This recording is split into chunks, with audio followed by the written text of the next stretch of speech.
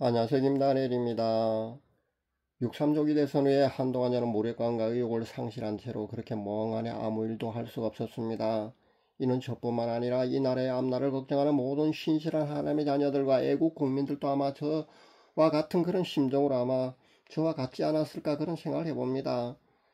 앞날을 조금이라도 내다볼 수 있는 사람은요, 여러분 생각하기에는 그렇지 않을 것 같아 보이지만 정반대입니다. 제 같은 경우는요, 확정된 결과를 잠시 그렇게 보여지는 것 같습니다. 제게는요, 확정된 그런 결과만 보는 것 같습니다. 그래서요, 그런 확정된 결과를 볼 때는요, 아무리 기도하고 몸부림쳐 봐도요, 사실 결과가 웬만해선 바뀌지 않더라고요. 그것을 제가 수차례나 보았기 때문에 제가 그 앞날에 대해서 본 거 말입니다. 그런 것들은요, 거의 그대로 이루어지거든요. 그래서 더욱더 저는 절망과 무력감 그리고 실망감 속에서 그렇게 며칠을 보냈습니다. 이번 대선을 연구한 장재현 박사의 연구 발표를 제가 보았는데요. 이번 대선은 말입니다. 600만 표 정도를 훔쳤다는 발표를 하는 것을 보았습니다. 실제로는요, 그러니까 김문수 후보가 145만 표 정도로 승리했다는 겁니다. 그런데 이번 대선은 말입니다. 지난 20대 대선보다요, 확실하게 대놓고 그렇게 저지른 것 같아 보입니다. 왜냐하면요, 지난번 20대 대선은요, 200만 표 정도를 훔치기만 해도 아마 이길 수 있다고 아마 그런 계산을 잘못 계산했는지 몰라도요, 아주 근소한 차이로 윤석열 후보가 그렇게 당선되었지 않습니까? 아마 그래서 이번에는요, 확실하게 그렇게 대놓고 한 600만 표 정도로 아마 그렇게 작업을 하지 않았는가 그런 생각도 해봅니다. 그런데 이 모든 것의 결과는요, 바로 잡혀지기가 어렵다는 겁니다. 여러분도 아시다시피요, 윤 대통령이 이 부정선거 문제를 파헤치고 바로 잡았기 위해서 말입니다. 실제 계엄을 했지 않습니까? 그런데 그 계엄을 실패하고 말입니다. 오히려 탄핵되어 파면되어 쫓겨나고 말았습니다. 그런데 감히 누가 앞으로 또 부정선거 문제를 바로 잡을 수 있겠습니까? 아마 이 나라에서는요, 이 문제가 해결되지 않는다고 봅니다. 어떤 외부의 개입 없이는요, 이 부정선거 문제가 영원히 그렇게 바로 잡혀지지 않는다는 겁니다. 4.19 혁명 같은 그런 어떤 혁명이 일어나지 않은 한, 미국의 어떤 개입이 있지 않는 한 아마 이 문제는 아마 해결되지 않을 것 같습니다. 또 어떤 우파 유튜버들의 주장에 의하면요, 6월 18일에 이재명의 유죄 선고가 나게 되면은 말입니다. 이 정권이 물러날 수밖에 없다. 대통령 파면된다. 그렇게 대통령 상실된다고 그렇게 하는 것을 보았습니다. 그렇게 되면 2달 뒤에 다시 조기 대선이 실시되어야 되거든요. 그렇게 희망 고문을 하는 것을 보았는데요. 사실은 맞습니다. 그러니까 정상적인 사회 시스템, 그러니까 정상적인 사법 시스템이라면요, 당연히 우리가 기대도 됩니다. 유죄가 맞고요. 유죄 선고가 되면은요, 대통령직을 상실하게 되는 것이 맞습니다. 그런데 지금까지 여러분이 보았더니만은 말입니다. 어디 정상적인 것이 하나도 있었습니까? 아니지 않습니까? 그래서 저는요, 희망 회로를 돌리는 것을 포기합니다. 그러면은 미국이 대북 송금이나 부정선거 문제로 어떤 액션을 취할 것 같습니까? 저는 이 문제조차도요, 희망 회로를 돌린 것을 저는 포기하렵니다. 지금까지 보았지만은요, 미국은 웬만해서는요, 어떤 액션을 취하지 않을 겁니다. 정말 간절히 취해 주기를 우리는 바래왔고 그렇게 기도해 왔지만은요, 미국은 웬만해서는요, 타국의 어떤 이런 이슈된 문제를 가지고 말입니다. 잘못하면 내정 간섭으로 비춰줄 수도 있거든요. 그런 예민한 문제긴 합니다만은, 그래서 미국은요, 웬만해서는 이런 문제를 가지고 그렇게 움직이지 않을 것 같다는 겁니다. 그리고 미국 백악관의 대변인 발표에 하면은요, 부정선거 문제를요, 그냥 문제 삼지 않을 듯한 그런 발표문을 제가 보았는데요. 아마 그럴 것 같습니다. 많은 크리스찬들조차요, 깨어있는 하나님의 신실한 자녀들을 제외하고는 말입니다. 이렇게 악한 지도자가 등장하고 이 나라가 앞으로 어떻게 될지에 대해서요, 심각하게 고민하고 그렇게 걱정하는 사람들이 제 주위에는 그렇게 많지 않아 보입니다. 참으로 안타깝습니다. 그래도 윤석열 정권이요, 비록 식물 정권이었지만요, 한 3년 동안 그래도 온갖 악법들을 대통령 거부권 행사를 통해서 법 제정을 막아왔지 않습니까? 그런데 이제는요, 이재명 대통령 시대니까 말입니다. 민주당에서 단독으로 악법을 그렇게 만들어서 올리게 되면은요, 대통령 거부권 행사를 하지 않고 그대로 통과시키게 됩니다. 그러면은요, 모든 악법들이요, 제정되고 만다는 것입니다. 몇 가지 예를 들어보면 노랑봉투법이라는 그런 법이 있지 않습니까? 이게 만약에 통과되게 되면은요, 이 악법이 통과되게 되면은요, 우리나라에서 누가 감히 기업을 운영할 수 있겠습니까? 안 그래도 그 노조의 힘이 너무 세서요, 기업들이 그 공장을 폐쇄하고 해외로 나가고 있는 추세가 현재 우리나라 상황 아닙니까? GM 군산공장 같은 경우도 말입니다. 노조에서 성과금을 뭐 한 사람당 4천 몇백만 원입니까? 그것을 달라고 그러니까 결국은 공장 폐쇄하고 떠난다 그러지 않습니까? 이제는 이런 악법이 만약에 또 통과되면은요, 줄줄이 아마 이 나라를 기업들이요 떠나게 될 것입니다. 그러면 이 나라가 앞으로 어떻게 되겠습니까? 경제 상황 말입니다. 아마 또 크리스찬들이 가장 우려하는 게 아마 차별금지법이지 않을까 저는 생각해 봅니다. 이 차별금지법은 또 어떻습니까? 아무리 반대한다고 해도요, 분명히 쉽게 통과될 것입니다. 현재 차별금지법이라는 제목으로 올린 게 아니고요, 살짝 제목만 바꿔가 또 올라가 있습니다. 그렇다면요, 민주당에서 또 뚝딱 단독으로 말입니다. 그렇게 통과시키면은요, 거부권 행사하지 않으면요, 대통령 거부권 행사를 하지 않으면 바로 통과되지 않습니까?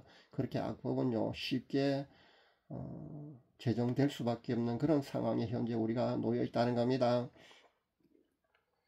그리고 주한미군 철수 문제만 해도요, 현재 그 방위비 인상을 해달라는 건요, 뭐 아직까지는 요구하고 있지 않지만요, 당연한 겁니다. 왜냐하면 윤석열 정권 때도요, 10배 달라, 뭐 4배 인상해 달라 그런 이야기가 있었지 않습니까? 아마 이번에도 분명히 또 그렇게 생떼를 쓸 겁니다. 트럼프 대통령이 하는 그 방식이 사실 뻔하지 않습니까? 그렇게 합니다.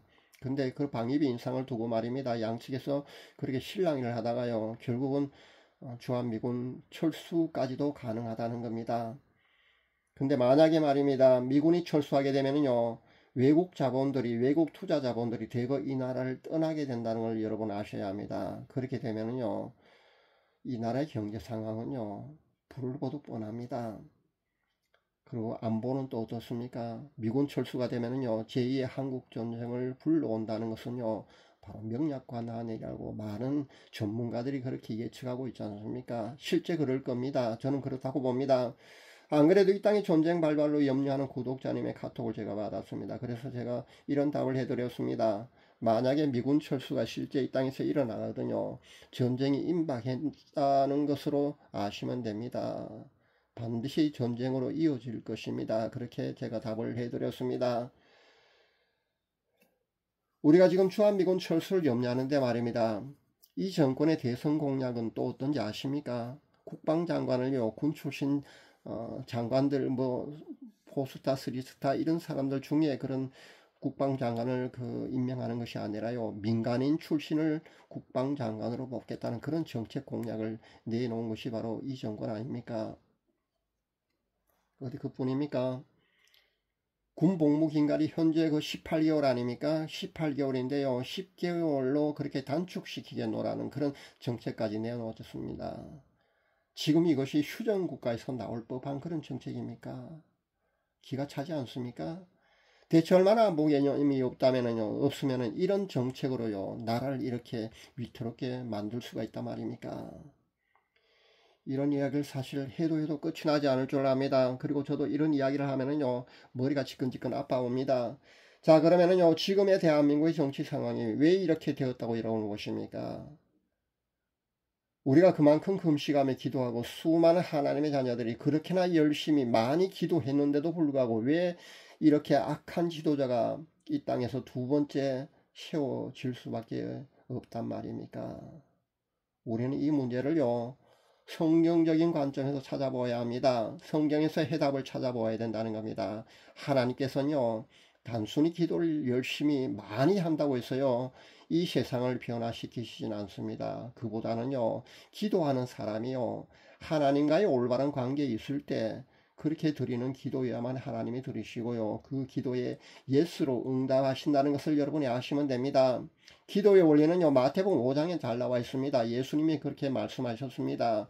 우리가 만약에 죄 가운데 있거나요, 하나님 바로 서 있지 않는 그런 상태에서, 하나님 앞에 바로 서 있지 않은 그런 상태에서 드리는 그런 기도는요, 하나님께서 들으시지 않는다는 것을 여러분 아셔야 합니다. 예배의 원리나 기도의 원리나 사실은 일맥상통하기 때문에 그렇습니다. 우리는 그것을 알아야 합니다. 기도의 원리가 바로 이렇습니다. 예배의 원리도 바로 그렇습니다. 배도와 온갖 죄악의 상태에 있는 한국교회가 진정한 회개 없이는요, 하나님께서는요, 악한 지도자를 이렇게 허락하실 수밖에 없다는 그런 말씀이 되겠습니다. 부정선거를 통해서라도요, 그렇게 하나님이 이렇게 악한 지도자를요, 허락하실 수밖에 없다는 겁니다. 실제 성경에 보면은요, 느부갓네살 같은 그런 악한 왕을요, 하나님께서는요, 징계 도구로 사용하셨다는 것 성경을 통해서 우리가 잘 알고 있지 않습니까? 제가 한국교회 배도에 관한 그런 회개를 수없이 외칠 때 말입니다. 제가 한 5년 전부터 그렇게 배도에 대한 회개를 그렇게 줄기차게 외쳐왔습니다.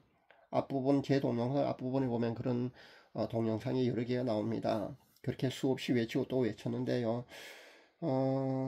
악한 지도자의 출현요, 하나님의 심판하심이라고 제가 분명히 그렇게 주장했습니다. 하나님께서는요, 이것으로요, 채찍을 삼으십니다. 그런 말을 제가 수없이 말씀드렸습니다. 그것은요, 레위기 26장을 여러분이 읽어보시면은요, 거기 보면은 하나님의 심판을 어떻게 하시는지, 그렇게 심판의 도구는 어떤 건지 잘 나와 있습니다. 여러분 한번 읽어볼 수 있기를 바랍니다. 근데 하나님께서는요, 이렇게 차츰차츰 심판의 도구를요, 사용하시다가 결국 마지막 심판의 도구로 사용하시는 것은 칼이라는 것을 여러분 아셔야 합니다. 칼이 뭡니까? 전쟁이지 않습니까? 우매한 백성들이요, 깨닫고 회개의 자리로 나아가지 않으면요, 하나님께는 결국은 마지막 심판의 도구는 칼, 그러니까 전쟁을요, 심판의 도구로 사용할 수밖에 없다는 것을 여러분 아셔야 합니다. 하나님께서는요, 현재 심판의 도구인 칼을요, 이 땅에서 사용하실 수도 있다는 겁니다. 실제 말입니다. 칼, 즉 전쟁이 이 땅에서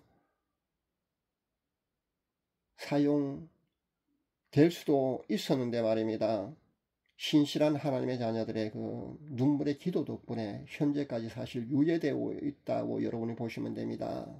지금까지 유예되고 있는 것은요, 신실한 하나님의 자녀들의 기도 덕분입니다. 그러나 하나님께서는요, 마지막 심판의 도구인 이 칼이요, 완전히 하나님께서요, 거두어 주시지는 않으셨습니다. 여러분 분명히 그것을 아셔야 합니다. 아직 거두어 주시지 않았다는 것을 여러분 잊지 마셔야 합니다. 한국교회는 아무래도요, 제가 보기에는 끝까지 갈 것 같습니다. 참 죄송스러운 말씀, 이런 말씀드려서 정말 죄송스럽고요. 저도 이런 말씀 드리는 거 참 안타깝습니다. 그리고 이런 말씀을 드리고 싶진 않습니다만은, 지금 한국교회가 하는 짓을 보면은 말입니다. 매를 맞을 짓을 사실 골라서 하고 있기 때문입니다. 늘 말씀드리지만은요, 하나님의 심판은 말입니다. 그 심판의 당위성이요, 반드시 충족되어야만이 실제 그 심판을 실행하십니다. 그러니까 예언이 성취된다고 보시면 됩니다. 수많은 유명 무명 예언자들이요, 하나님의 심판의 도구, 마지막 심판의 도구 칼이 이 땅에서, 그러니까 전쟁이 이 땅에서 일어난다고 다들 그렇게 예언을 해왔지 않습니까? 저도 몇 번이나 그렇게 예언을 했습니다. 근데 그 모든 것들은요, 심판의 당위성이 충족될 때까지 하나님께서는 기다려 주십니다. 그리고 오래 참으심으로요, 기다려 주신다는 것을 여러분 아셔야 합니다. 그러나 심판의 당위성이 자꾸 충족되어 가면은요, 결국 하나님께서는요, 마지막 심판의 도구를 이 땅에서 실행하실 수밖에 없을 것입니다. 근데 지금 보면 사실 그 당위성이요, 하나 둘 그렇게 현재 충족되어 가고 있거든요. 아주 무서운 일입니다. 근데 많은 하나님의 종들이요, 영적 지도자들의 눈이 가리워져 있기 때문에 말입니다. 파수꾼의 사명을 감당치 않고 있습니다. 그래서 하나님의 뜻을 알아차리지 못하고 있다는 겁니다. 앞으로 이 나라가 어디로 갈 것인가 솔직히 정말 암담한 그런 심정입니다. 그러나 이 암담한 현실 속에서도요, 하나님께서는 하나님의 역사를요, 꿋꿋하게 그렇게 묵묵히 서 나가실 줄 압니다. 기도해야겠습니다. 지금의 우리가 받아는 이 결과 말입니다. 악한 지도자가 나온 이 결과 말입니다. 아무리 부정선거가 있었다고 해도요. 우리 국민들의 의식 수준의 결과라고 여러분 보시면 됩니다. 그리고 한국교회 영적 수준의 결과라고 여러분이 인정하셔야 합니다. 한국교회 회개 없이는요. 앞으로 암울한 세상이 우리 앞에 펼쳐질 수밖에 없을 겁니다. 이 나라가 수렁으로 더 깊이 빠져들어가는 것이요. 우리가 피부로 쉽게 자각할 수 있을 정도로 아마 분명히 나빠질 줄 압니다. 많은 사람들은요. 실제 그렇게 우리 피부를 자각할 수 있을 때까지 모르거든요. 근데 피부로 쉽게 자각할 수 있을 정도로 아주 나빠질 줄 압니다. 오늘은 지금의 대한민국 위기는요. 한국교회 회개 없이는 가망이 없어 보인다는 그런 안타까운 말씀을 제가 여러분에게 이렇게 드립니다. 벌써 두 번이나 이렇게 악한 지도가 이 땅에서 나왔다는 것은요. 하나님의 심판하심으로 심판 중에 있다는 것을 우리가 알아야 합니다. 한국교회는 깨달아야 합니다. 그래도 정신을 못 차리면은요. 하나님께서는요. 마지막 하나님의 심판의 도구가 칼이 말입니다. 이 땅에서 분명히 펼쳐질 것입니다. 그렇게 되지 않기 위해서 많은 신실한 하나님의 자녀들이 의인들의 눈물의 기도가 현재 그것을 막고 있지만은요. 언제까지 그 의인들의 눈물의 기도가 그것을 막을 수 있을지는 사실 장담할 수가 없습니다. 여러분 명심할 수 있기를 바랍니다. 어떤 사람은요. 이번에 악한 지도자가 나온 것 그리고 지난번에 대형 산불이 난 것 그것으로 전쟁이 심판의 도구가 치워졌다고 얘기하는 사람도 제가 보았는데요. 제가 보기에는 분명히 아니라고 봅니다. 지금 대한민국은 하나님의 심판 가운데 있다고 여러분 보시는 게 맞습니다. 그리고 하나님 마지막 심판의 도구인 칼이 이 땅에서 언제든지 펼쳐질 수도 있다고 저는 봅니다. 현재 그 심판의 당위성이 충족되어 가고 있기 때문에 저는 이런 말씀을 여러분에게 드리는 겁니다. 위에서 기도해야 합니다. 감사합니다.